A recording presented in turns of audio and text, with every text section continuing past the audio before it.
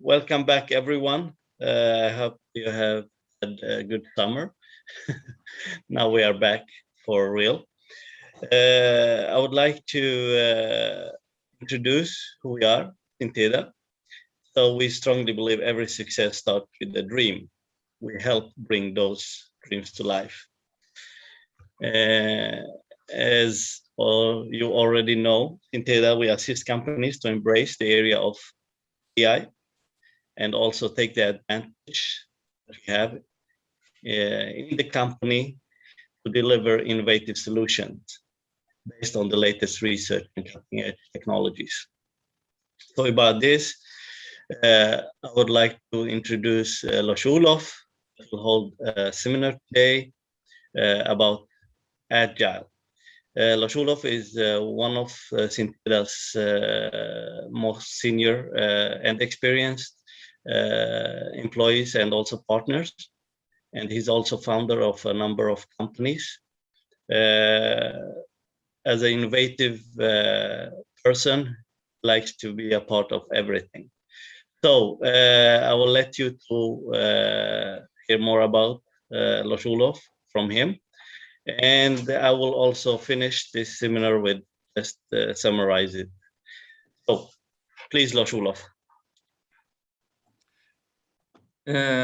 Hello, thank you, Michael, for introduction.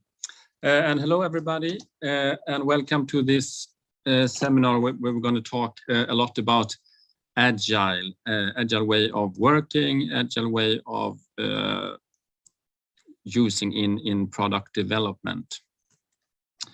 I will share my screen here. So, share screen.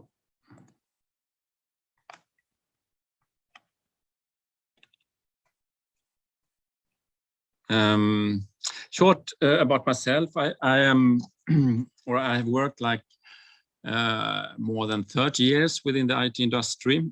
I started off as a developer and architect, and the last, say, 20 years, it's been mainly leadership roles, product and project management, and also a lot in Agile way of working. So working as a Scrum Master, product owner, etc. And I've also been engaged in a number of Agile transformations where we have been setting up the Agile framework for Agile deliveries and mainly within product companies.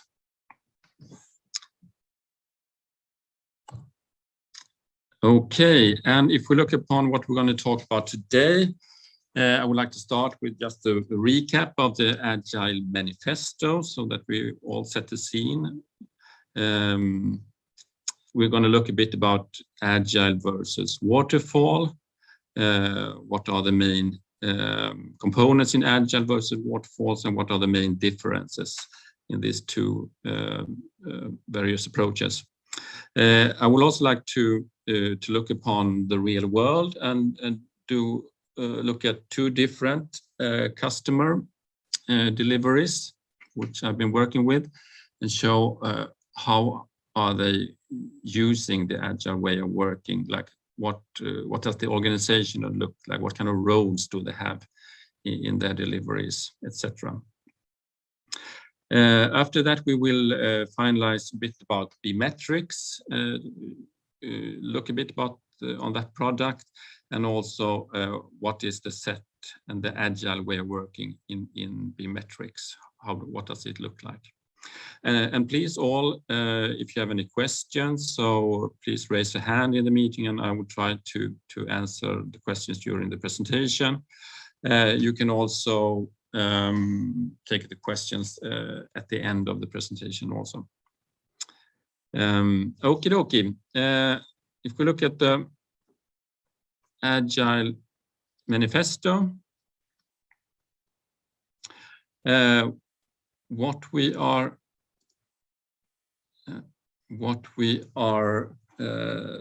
looking at. So individuals and interactions is always more important than processes. The working software, which is actually installed at the customer, that is like the proof of what we're doing. Of course, that is more important than to make a lot of documentation of the software. We highly believe that the customer interaction and the customer collaboration, it's far more important than negotiating contracts with the customer. And also in the backbone of the Agile way of working is that the ability to fast respond on change. That is always more important than to follow a plan. And not to say that these things on the right side it's not important, but we highly believe that the one on the left side, and which are both, they are the uttermost important things.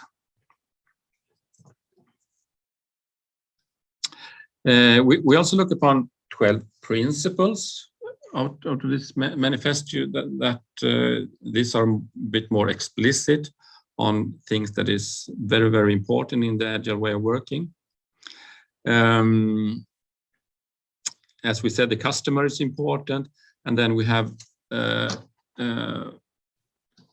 early deliveries, like we want to show our deliveries to the customer, and we do it repeatedly, like from starting, and then we continue to do deliveries. We welcome change of requirements, not only in the beginning, but also late in the project. That's something that happens very often, and we highly appreciate it.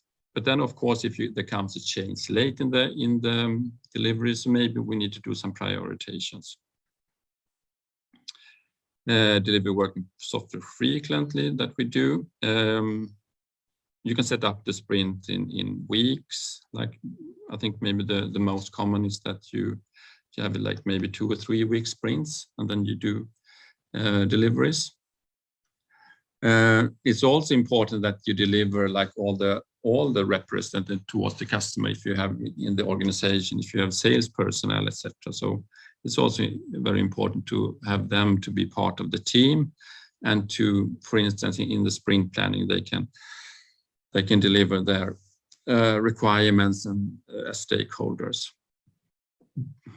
If we look upon number 5, motivated individuals, so that's pretty much it. If you have skilled and motivated individuals in your team, then you're pretty much home.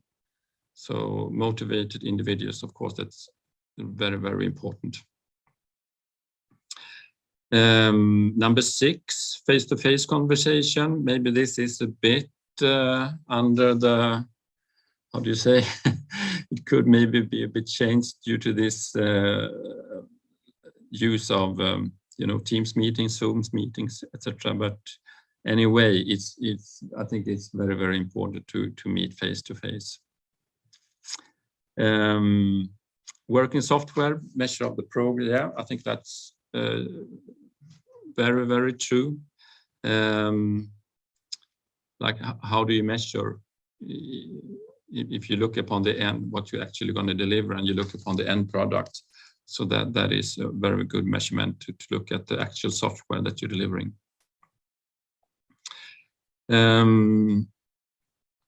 Sustainable delivery, I think that is also part of it, very important. Number 9, technical excellence. I think that's something that you need to build into the delivery, because if you don't, then you will build up a technical debt that will be very expensive. So always look upon the techniques that you're using, and try to use the latest and greatest everywhere. Simplicity, also the best architecture requirements, kind of same as the number 9. And then very important also number 12, that you do reflections of the work, what has worked well, what shall we continue to do, and what can we enhance. So if you follow these 12 principles, you will be having a very, very good start of your Agile way of working. A bit about Agile versus Waterfall. Here you see Agile is an iterative process versus waterfall. You have certain steps that you follow and certain phases that you follow. And in this said that there is agile way of working also for waterfall, and I think you could not say that waterfall is overall not good, but there is some main differences which is, I think, really important to understand. For one thing is like handling of risk in the project. Since the agile way of working, you are doing iterations and you're doing releases more frequently. And of course, in that perspective, you will reduce the risk in the. So you see that you will have risk handling. It will raise a bit all the time in the agile, while in the waterfall, you will have increased risk and quite a lot larger risk at the end of the delivery here. Some differences here. So as we said, waterfall is the linear, whereas the agile way of working, you're working more in iterations here in software.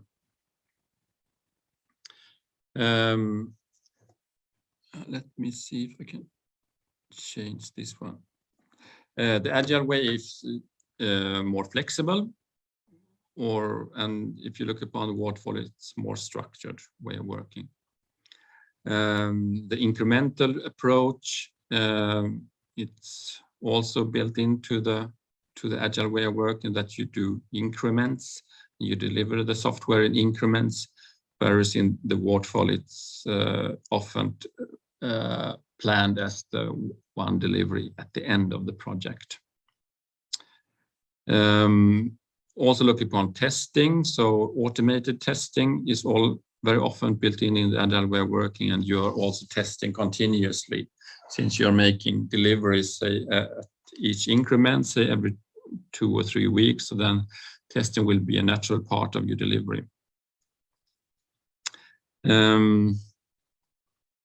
Also, as we mentioned, I think the agile way of working is much more suited for changes and also late changes in the delivery. If you compare to the waterfall, there's no support. You do the requirement handling in the beginning of the project, and if you want change in the waterfall, then you need to, like, you know, very often you build up formal processes like with the NCR and change request handling, etc., which is quite it takes lots of time and effort.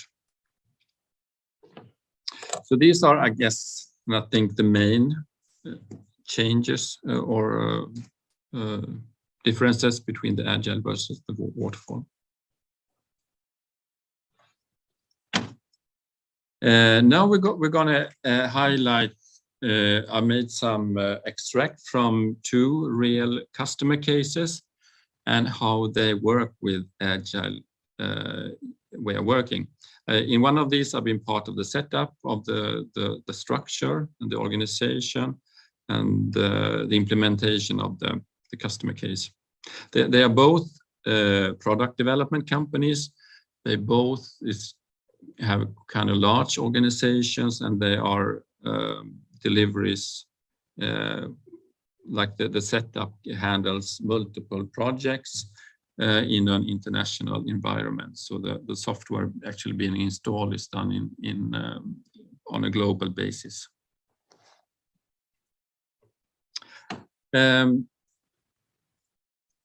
If we look upon the first, we have the organization. They had a cross-functional Scrum teams. It was approximately 3 to 9 people. And around the setup, it was project management, product owners, and sales representatives, which have supported the teams in this setup. And in this setup, it was a cross-functional team that was set up. So by that, it means that the team has all the knowledge and all the experience in order to take the responsibility. So they can all make the decisions in the team, and they should also solve all the problems. For instance, there is developers, there is testers, there is requirement analysis. All that skills is part of a cross-functional team. And why was it? Because depending on the setup, you could have cross-functional teams, or it could be a team with solely developers. But in this setup, it was cross-functional. And why did they do it? It was, they could take decisions at once in the team since they had all the knowledge. And it was also a way of spreading the knowledge within the team. You spread knowledge from the developers to the testers, etc. And we believe it worked very, very well. And it was, it was highly speeding up the process. It was also the Scrum teams in this setup. It was one was developer testers, and then there was another Scrum team which had the same setup as the development team, but there was also system engineers. So the actual Scrum teams had two setups, so to say.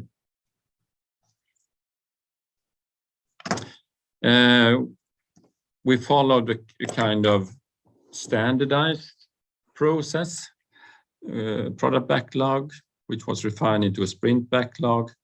It was 2-week sprint, and the shippable product, it was not to the end customer, it was within the organization for iteration testing. This is a bit about the sprint process. It was first the planning, implementation and verification, which was included automated testing.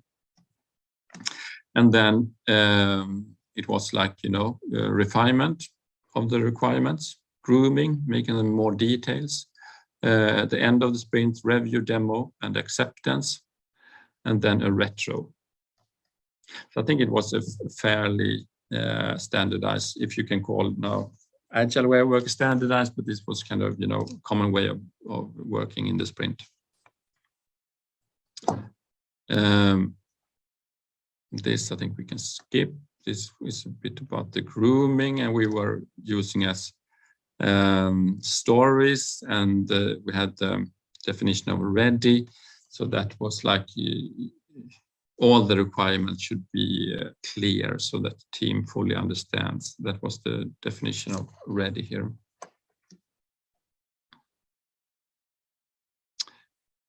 In the sprint review, it was kind of for the demo. It's called the sprint review, but was actually the demo. It was done every second week. So it was a short summary of what the team had been working on. It was a short demo. And it was also that at the same, we had the definition already. So that was also, for each story, it was a criteria, which was definition of done. So that should be met in order so the system engineers should look at that in order to have it accepted.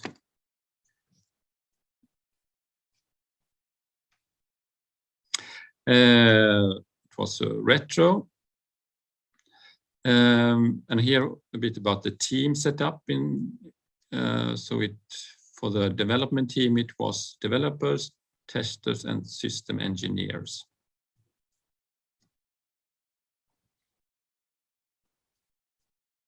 Here about what the team doesn't do. And we don't blame each other. Like we work as a team, we succeed as a team, and we fail as a team. And we certainly don't blame other team members, like we are all in this together. And we also take responsibility. We take decisions on how to implement. We don't wait for others. And we certainly do not ignore the prioritization of the backlog. We work with the prioritized backlog that has been decided.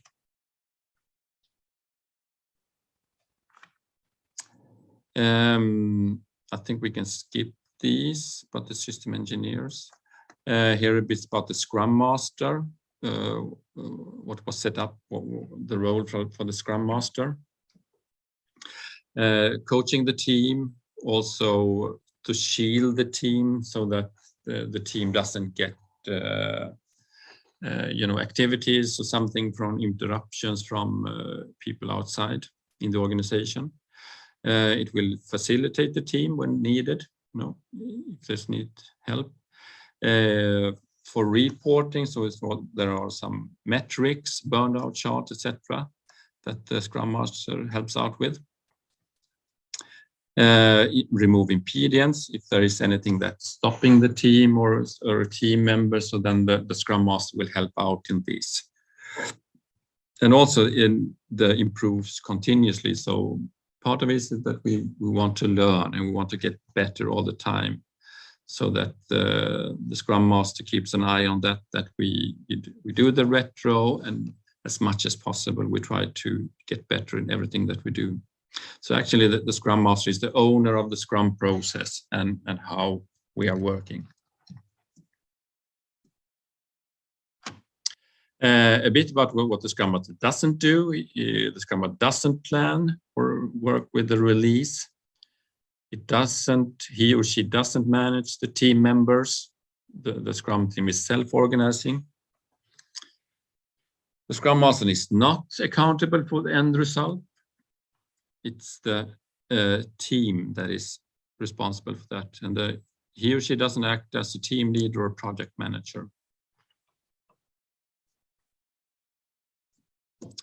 The project manager, it was not part of the team, an overall view of all the teams and deliveries and the time plan, coordinates the deliveries together with the product owners, keep track of metrics, report progress, and is like the owner of the overall processes which is in the project.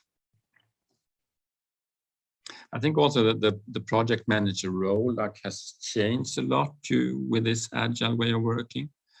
So there is certainly a big change towards how project manager works. Say 10 years ago, then they had the responsibility for the team and for the planning of the team, etc. And then what does the project manager should not do and doesn't do? It doesn't try to decide how much work the team should do, because it's the team that should commit to that. He or she doesn't add extra work to the ongoing sprint, and he does not manage the team members. The Scrum team is self-organizing. Here is about the daily Scrum, which the customer had. We're working with epics, which were refined into stories and then refined into tasks. Here is a short example of the user story, description, some Q&A. Are there any dependencies to other requirements or stories? Acceptance criteria, estimation, how many story points for doing this.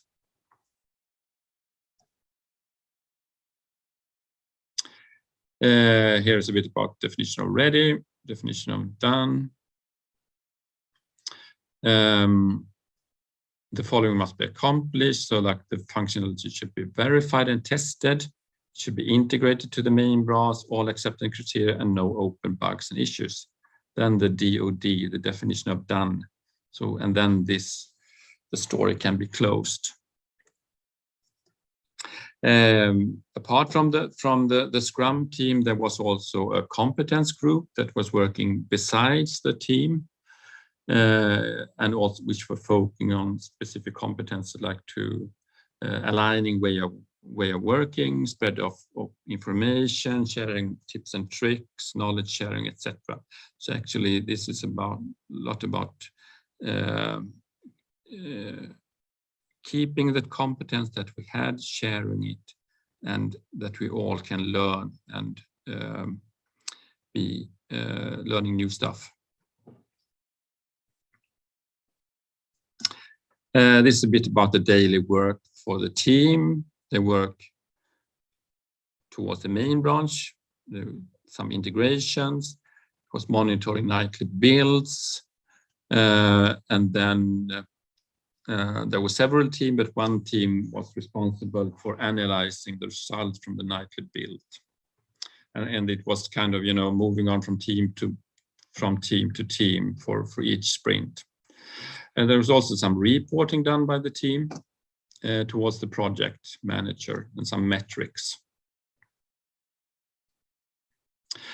That was the setup in one customer case. Here is customer case number 2, and how they implemented Agile way of working. And as you can see, they are of course different, but many of the processes and the way of working and the roles, etc., they are kind of similar.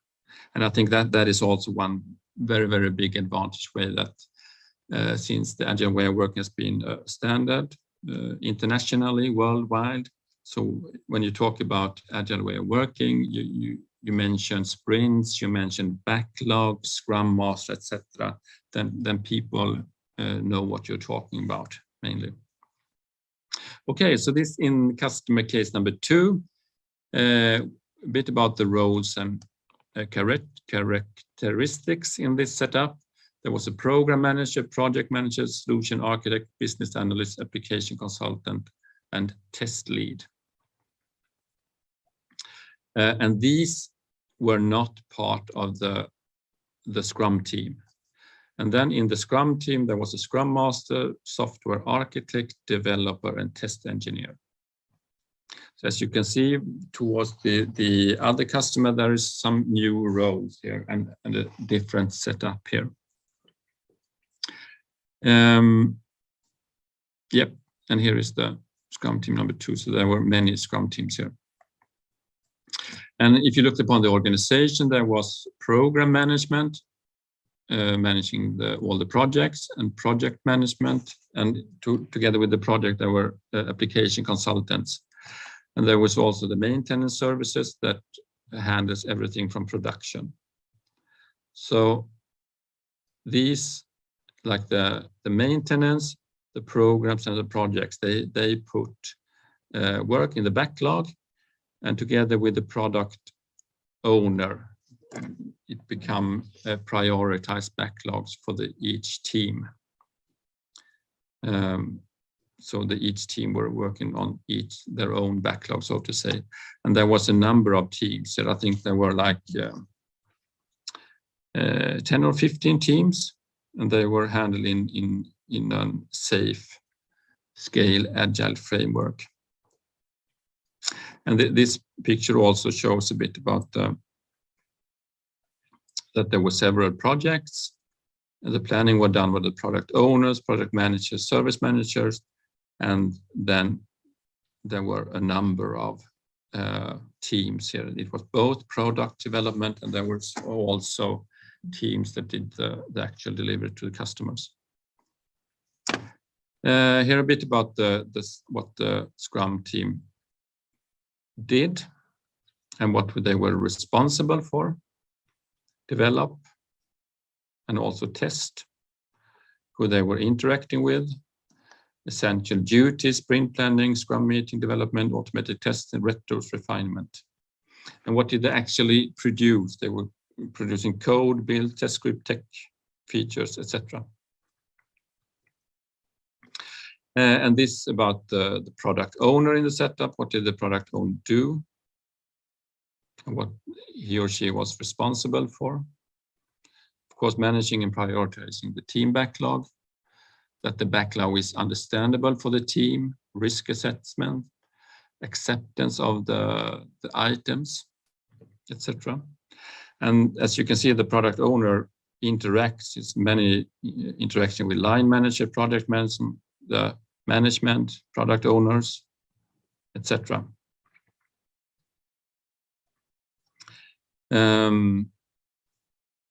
Okay.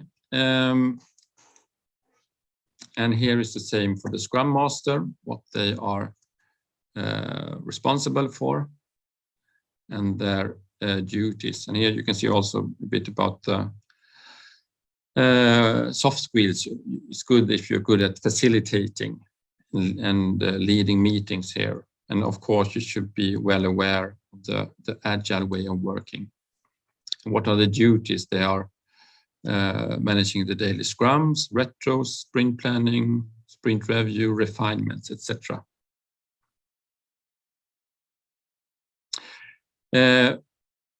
This was the second customer case. So you can see it's many of the roles and many of the definition, etc., are the same, but it's a different setup. But still, I think you can see there's a lot that is the same. Finally, I will talk a bit about Bmetrics product, which is Bmetrics is part of Synteda. Bmetrics is product for location analytics, and we deliver insights on how areas are being used. It can be used in retail, real estate, public space, hospitality, and in the industry. So there is a large number of sectors where Bmetrics can be used. And actually the basic problem is that we have limited insights in how spaces are being used. And this insight we deliver with the Bmetrics product. Here is a map on how Bmetrics can be used. So this map shows an office with different areas and different rooms. So in each of this area, you can measure how it's being used, like how many people has been in the room or area during the day. What is the average number of people in the room, etc. This is some example of sensors being used in the Bmetrics product. We can have cameras, we can have head detection, face recognition, etc. Heat detector, temperature. So there's a large number of sensors that could be connected to the Bmetrics solution. Here are some examples of metrics that we can show. So, and also here you can see like average time spent in different room categories: home-based, in the library, in the quiet room, 20 minutes, conference rooms, etc. And all this, it's configurable. So depending on the installation, you decide what kind of rooms and what kind of categories of rooms do you want to have in your, and do you want to take have information and have statistics about. So, and how have we in Bmetrics implemented the agile way of working? So we have product development of the product. So we have the product owner, we have architects, and we have sales responsibilities, sales representatives, which are putting items in the backlog. We also involve the customers, the end customers in our backlog planning. So we receive requirements from the end customers, and they will then be part of the backlog. And then we have what we call maintenance services, which are bring in if there is something from the production that is, if there is bug fixing, etc. So then they will also be part of the backlog. And then the product owner will create the team backlog. So currently we have one team, which is, I think, 10 to 12 team members, and we are now about to set up 2 teams here. So we will have 2 teams with the software architect, Scrum Master developer test. So this split is actually about to happen now, and we also work with local resources here in Sweden and also with resources off-site here.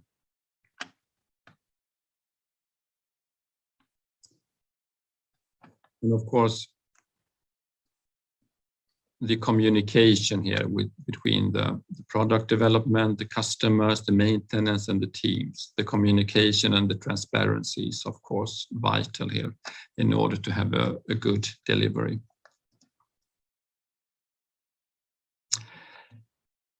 Yes, this was all for now. Any questions? Michael, do you have any final words here to conclude?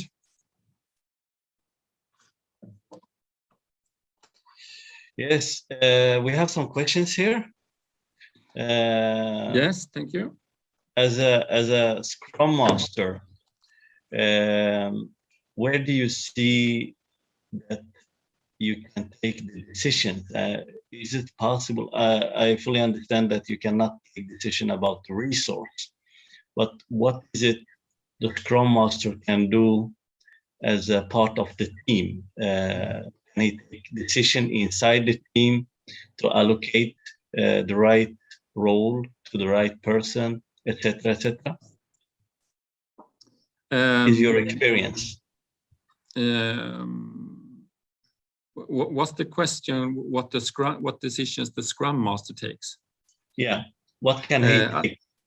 Coming from your experience. Nothing. I don't think that the Scrum Master should take any decisions. Actually, they facilitate the team. They help the team. Following the process. They help to protect the team, but decisions should be made within the team. And of course, I think that the team cannot or should not take any big architectural, like changing the language of the code or changing the version of the database, etc. But all other teams, regarding the implementation, that should be made by the team. And actually, I've also had examples of in some deliveries where the team actually had really full decision also in technologies actually. One more question. I mean, you as a Scrum Master, do you have the responsibility that one of the team members don't deliver according to the plan? And highlight it to to the people that necessarily need to take the decisions?